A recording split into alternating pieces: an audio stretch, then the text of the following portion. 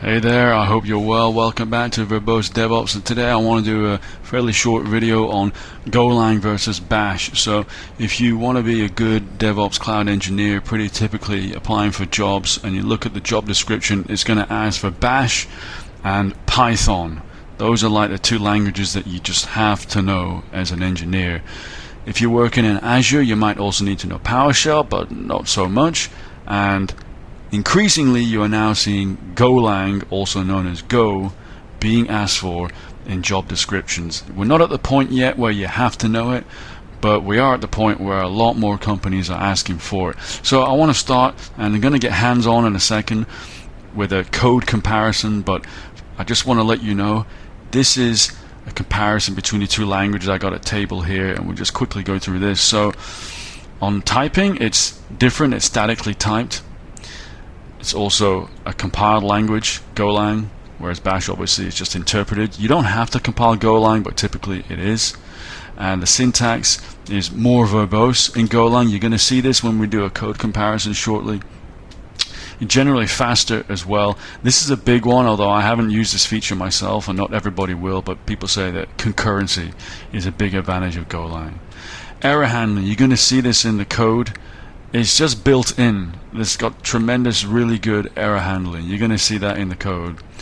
Cross-platform, you can compile it easily into a single binary. Obviously, Bash, it's only for Unix-like systems. Yes, you've got WSL on Windows now, but that's again really you're in a Linux environment. It has also a built-in library, a bit like the standard library you get in Python. Obviously, Bash doesn't have any libraries. You just got to rely on external tools, even though they're probably usually installed. Package management, just as I said, that there's some built-in Go modules. Testing, appears there's a built-in framework. I've never used it myself.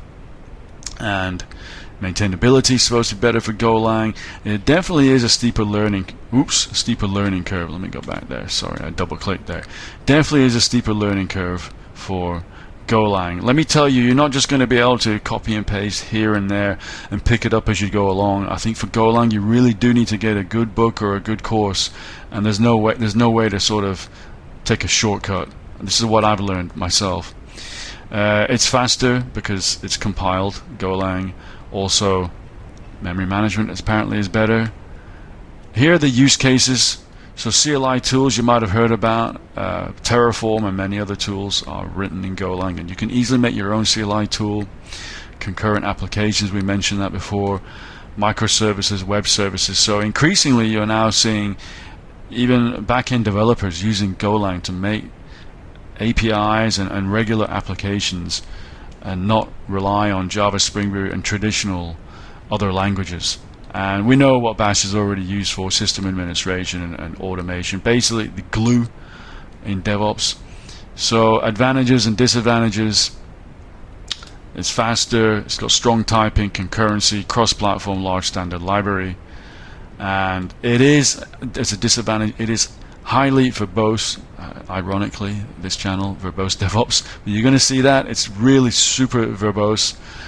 And other things there. So let's get into the code. What I did to produce this code was I went to AI and I gave it a bunch of comments for code, and I wanted it to give me the code for these comments. So it's really simple things, typical what you would have for the DevOps cloud kind of scripting. And I'm not going to run through this list now because we're going to see it in the code. So let's go to the code right now. And here we go. Let me just expand this screen. So what I've got is I've got Golang at the top, and I've got the Bash, the shell script underneath, and we're going to go through it bit by bit. So in a Bash script, you would just have bin bash, right? Shebang line. And it's different in Golang. It's more akin to regular programming languages, for example Python. So we have a main package, but we also import other packages, and these are all, most of them are standard packages. And what you'll find, if I just scroll down a bit, you can also have external packages, and it'll be prefixed with basically it will be a URL. So you'll see a domain / the rest of the URL. So that is the difference. And it has great built-in packages. So let's keep going down. Stop. let's see what we've got here. I'll start with bash. So one of the simple things I wanted to say is define some colors and then print them to the screen. And I've asked to do this in Golang as well. So actually the way that it works is in Golang you do have a main function, so this will be the beginning of everything, but before that is where you declare your variables. It's not like Python where you can stick your variables in the middle of the code. You've got to declare them up front.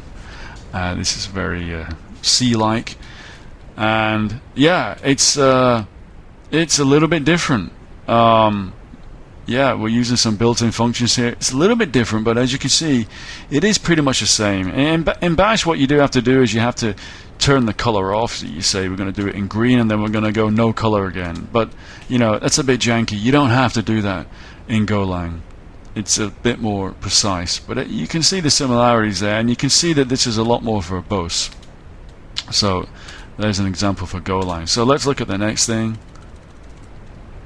And if you want to check your script for an argument, there has to be an argument when you execute the script. And if it's missing, then display a message that an argument is required. Let's see what this looks like in Golang. And here we go. Let me just move this out of the way. So it's kind of similar. So in Bash you have this kind of operator to say if the argument, which is $1, is blank, if it's 0 or null, then display a message that an argument is required and exit. And it's different here. You have, as part of the OS module, if the length of the argument, there you go, less than 2 for some reason, then print an argument is required. So that's how you do that. Okay, so next that we want to do is check for the existence of an external program. And this is something you would commonly do in Bash or in any other script where you're relying on an external program. So we said here, check for the existence of Terraform. And then do some logic. So this is where it gets different. Let's look at Bash first because it's more simple. So command -v, if it is basically empty, then say Terraform is not installed. But if there's something there, which is basically what that means, if command -v Terraform, if we get some output, then you can determine and say Terraform is installed. This part here just suppresses that message. That's all that does. Now it's a lot different in Golang. You can see here, this is typical for a Golang variable. It's actually composed of 2 parts because the error handling is built in. And this is actually a special type of variable, you could call it. There's a name for it, but when you use the underscore, it means that you're not really concerned with it. We're only concerned with the error. So it performs this here under the package exec, which is part of os/exec. Look in the path for Terraform. And if the error is not equal to nil, i.e. if there is an error, then print Terraform is not installed. But if there's no error, when we look for Terraform in the path, if there's no error, then we can say that Terraform is installed. So it's a very different way of doing things. You can see it's more verbose, but it's actually, the logic is completely different. So let's look at the next thing now. List the files in the directory downloads in descending size order. So let's check this out. Now this is very different. If you look at the Bash, all you're doing is running ls. I mean, it's not an external program, it's more of a built-in Linux program, and you're just running it here. So list format, human readable, and big S means to sort in descending size order. Now it's very, very different in Golang. You can see that we're using from the OS package the read directory function, and that's fine. But where it gets really kind of, and there's the error handling here as well. So if there's an error, then do this. But otherwise, what we want to do is This is kind of crazy, really. You're using slice functions, and you're doing some comparison one to the next with I and J. I have to reread this. It's honestly pretty complex, and eventually that shows a sorted list by size. So yeah, this is why I'm saying that really you can't just copy and paste and expect to understand this. I do believe a course is necessary to get even decent at Golang. I believe that's necessary. So here's the next thing that we want to do. Is a couple of things that are kind of related here. So prompt the user to input a string. Okay, and let's go to the bash first and store the result in a variable. So this is as simple as using the read, and we're calling that user input as a variable, and then we're inspecting the variable, and basically we want to make sure that it starts with HTTP, and if it does, we're gonna print a message that says this is a URL, and if it doesn't, we're going to say it's not a URL. So that's pretty simple. It's just an if statement on the variable, and this is a way in bash that you can see if it starts with something HTTP with a wildcard asterisk.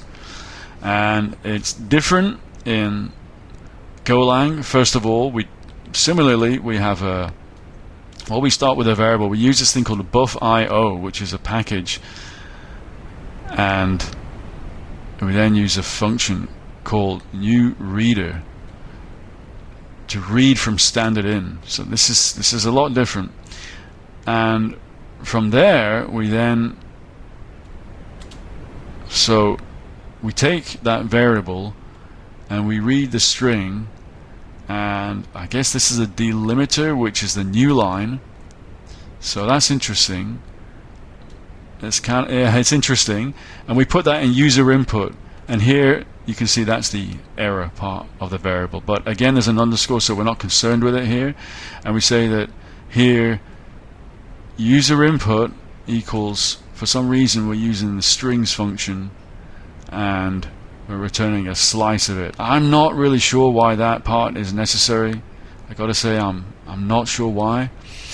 And then for the second part, where we're checking to see it starts with HTTP, then there's actually a pretty cool function specifically for that purpose, has prefix, so we don't need to use wildcards or anything like that, and it simply checks that variable for this prefix, which is what we wanted to do. And we then, if it has that prefix, we just say it's a URL, and otherwise else not a URL. So a totally different approach, more verbose, using some specific functions.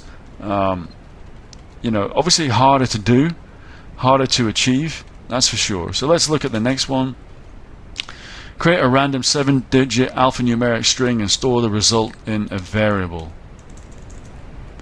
And then create a directory that's called tmp/test dash that variable that we created. So let's have a look at this. Okay, so now it's pretty janky the way it's done in bash. So this variable is going to be called suffix, and we're going to evaluate this, and it's using like the trim external utility, and I'm not sure what DC is, but you can see that this is setting the permitted characters A to Z, upper lowercase, and numbers, which is exactly what I asked for, alphanumeric string. And it's then using dev random, which is pretty common in bash to get random number or anything else generated. And then what it's doing is saying here, right, the directory is going to be /tmp/test dash suffix, which is exactly what I asked for, and it simply does a make directory on that. Now it's very different here. Now first of all, this is AI can sometimes give you see here, if I highlight, it says ran.seed is deprecated. So in the latest versions of Go, there's something a better way of doing it, using new source seed. So I didn't bother to correct that. It's not going to make a vast amount of difference to the code, I don't believe. But the key part here is that it's got its own functions it doesn't need to use dev random, and also you can see here it's using a function called Unix nano, and it's basically using time and then randomizing based on time. And then similarly you set a character set, so that's kind of different but similar. And then it starts to do something really quite different. You can kind of see what it's doing. It's iterating over every index in suffix, which is already said suffix is going to be 7 characters long. So it's saying for every character in that variable, we want you to create a random character from our character set, which is up here. So different but similar approach. And then for creating the directory, this is quite interesting. So remember, we want to create tmp/test-suffix, and it does that. It does it kind of differently. It constructs a directory first in a slightly more complicated way, and interestingly also it actually does a chmod 755 for that directory, which I think is pretty cool. That's something that we don't have. We could have done that for bash, but you know, it's not intrinsically a part of make directory in bash, but as a function in Golang it is a parameter. You can see there permission is a parameter of the make directory function. So that's pretty cool. So let's keep moving on. And what I've said in bash is create in this directory 3 files called 1, 2, and 3.txt, and inside each put the name of the file name, and also we want to then join or concatenate these 3 files into a new file called total, right? So let's have a look at this. I'm going to scroll down here just to get this on the screen. So if we look at the bash, it does an echo of the file name and it puts it inside each of these file names. Okay. And that greater than will create the file name as well. And the concatenation uses cat, which is something we probably all know, and it simply joins them all and into total.txt. Now it's a bit different up here. You've got a kind of a C-like style loop that is very different. It says loop from 1, 2, and 3, and use 1, 2, and 3 for the file name and the content, and then write those files, each of them, set the permissions at the same time, and actually the result of that, we're going to call that an error variable. We expect that to be nothing, but if there is an error, then print that there's an error created in the file. And when it comes to joining the files or concatenating the files, then yeah, this is really quite different. So create the file total.txt, and if there's an error, print an error. And this part is super complicated. I honestly don't understand this. It's got something called defer, and it's looping over and doing something else. Honestly, this is just too much for me. So even for simple things, it can be quite complicated. Let's move on. We want to do a directory listing on tmp/test.suffix to prove the existence of the directory. So here in bash, it's a simple ls-l, of course, and in Golang it's different. We're using the redirectory function of the OS package, and that's being stored in files variable.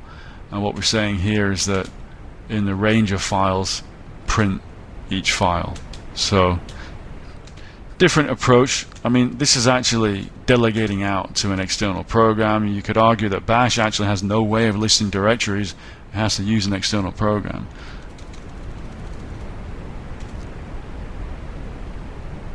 And in this next one, what we're doing here is we're actually displaying the contents of that file, total.txt.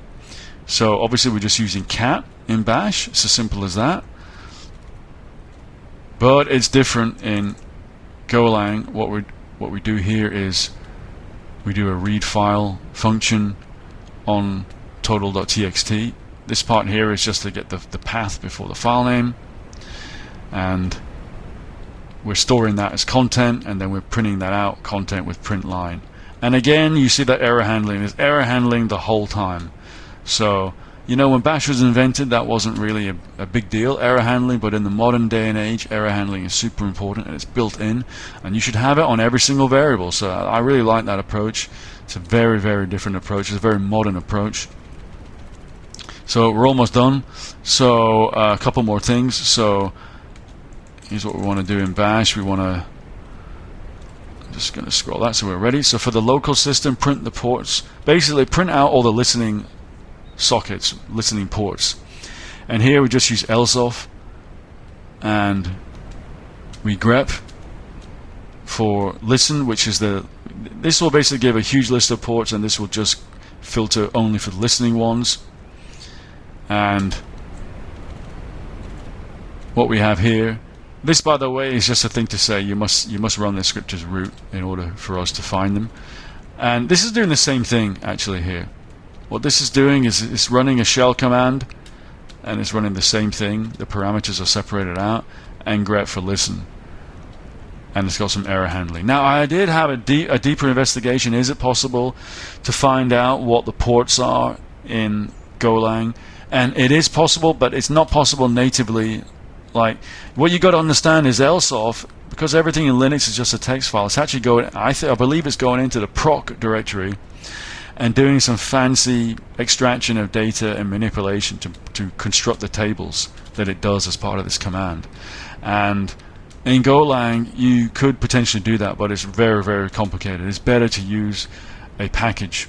And standard packages won't do that, so it needs an external package, and I couldn't find an external package that did that. Maybe someone's made one and I couldn't determine what it is, or no one's made that yet and it's a package that somebody can make. But it's a lot more complicated than you think, which is why it's probably better initially just to rely on calling an external program.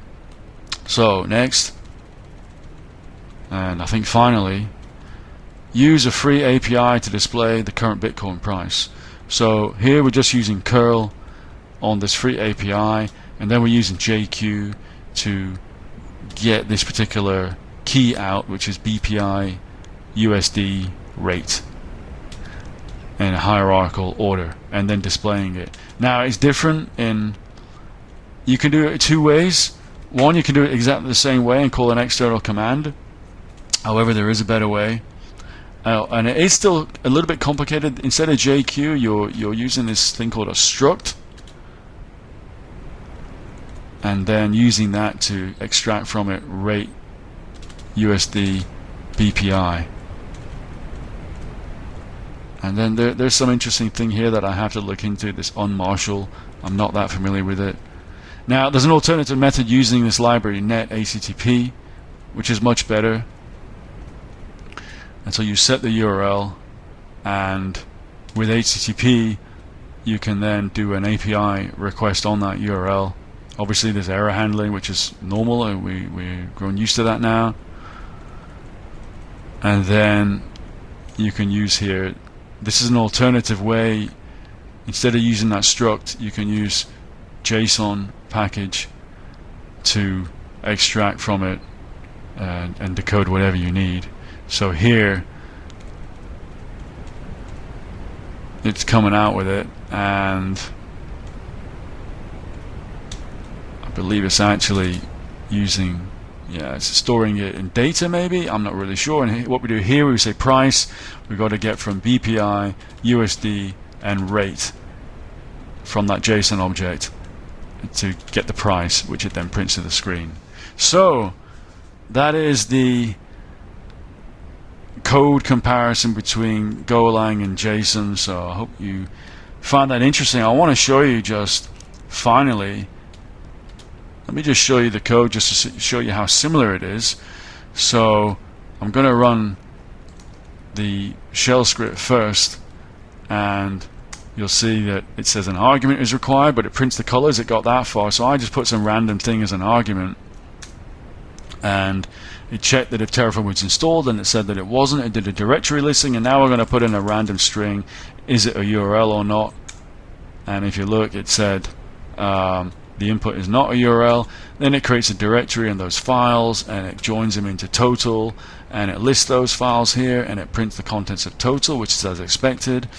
And it now wants to find a listening socket. It's actually asking us to input the oh, by the way, before I should just go back, it listed the downloads folder up here, you can see, and some random files. I just copied some log files in there. So it asks us enter the sudo password, so I'm just going to press enter, and there you can see those listening ports, because they're under root. It displays those and then displays the Bitcoin price. Now, if I had done a sudo before that, let me clear the screen.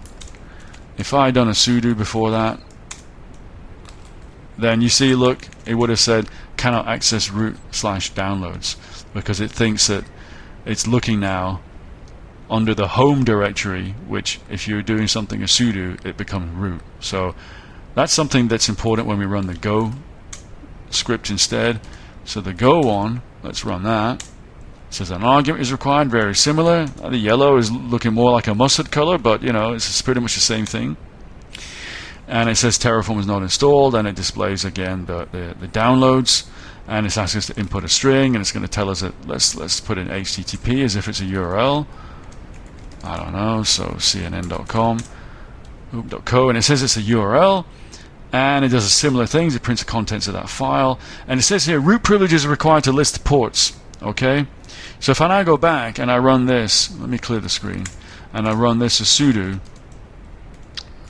The Golang script, then look at this. It's looking in under root now instead. So yeah, it's different. It's not. It didn't prompt us before for our password, and if we run a sudo, obviously we're going to get root. But anyway, let me just input a string, and the same as before. We're getting those listening ports this time. And here, what you've got is the first display of the Bitcoin price is using the lsoft command, but the second one is using net HTTP package. And the weird thing I found is that it's actually getting a different price. I think that's because this API literally changes like every second or quicker, and I think that's why we're getting a different price every time. So yeah, different ways of doing things. I hope you found this video interesting. Now, I don't know about you, I would recommend it to you, but I'm certainly going to start learning Golang, but I'm going to learn it the proper way. I don't think there's any shortcuts to trying to learn this language. I think you really got to get a good book or a good course and start with the basics and build up. So hope you found this video interesting. Please give it a like and a subscribe, and check out my other videos, and take care. Bye bye.